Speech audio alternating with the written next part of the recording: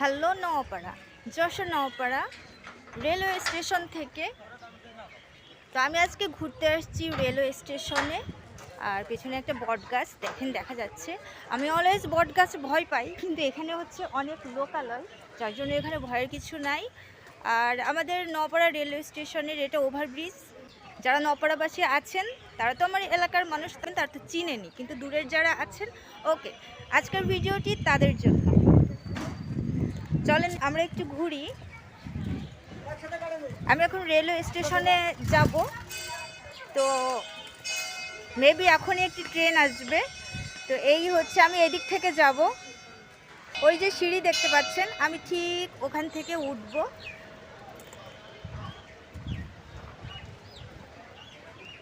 ট্রেনে ওঠার অভিজ্ঞতাটা আমার কাছে খুব বেশি ভালো না। আমার অ্যাকচুয়ালি ট্রেন জার্নিটা ভালো লাগে না, তো এই জন্য মূলত আমি হচ্ছে বাসেই বেশি চলাচল করি। তো যাত্রীরা হচ্ছে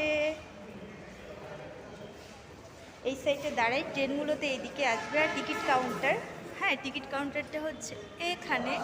নওপাড়া রেলওয়ে স্টেশনের টিকিট কাউন্টারটা হচ্ছে ওদিকে।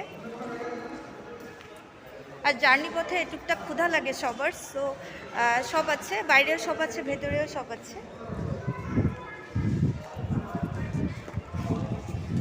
যাত্রী তো একদমই কম। আমার একজন আপুকে আসতে বলেছি, তো আপু আসা পর্যন্ত আমি ওয়েট করব, ততক্ষণ পর্যন্ত এখানেই থাকবো। সো আপু আসলে হচ্ছে আমরা অনেক বেশি ঘুরবো টুরবো। সব হচ্ছে যাত্রী বসে আছে।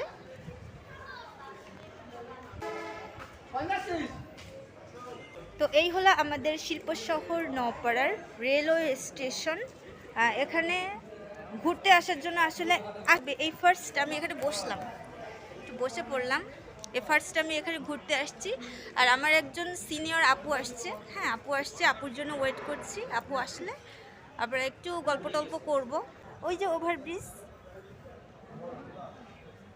ওভারব্রিজে অ্যাকচুয়ালি আমার যাওয়ার প্রয়োজন হয়নি, এজন্য আমি যাই নাই, এখান থেকে এসেছি। আর ট্রেনে ওঠার যে অভিজ্ঞতাটা অ্যাকচুয়ালি আমার, মানে আমি বাসে চলাচল করতে করতে অভ্যস্ত, আমার ট্রেনের ভালো লাগে না। মানে ট্রেনে যে ঝকঝক শব্দটা আমার প্রচণ্ড কানে লাগে, তো শব্দটা আমার ভালো লাগে না। আজকে একটু ভিড় কম, লোকজন কম, এজন্য অনেক বেশি ভালো লাগছে। নিরিবিলি প্লেসেই অনেক ভালো লাগে। এই তো নওপাড়া রেলওয়ে স্টেশন থেকে। আর আমার আপুটা মেবি চলে আসছে, আর 10-5 মিনিটের ভেতরেই চলে আসবে। সো সবাই ভালো থাকবেন, আল্লাহ হাফেজ।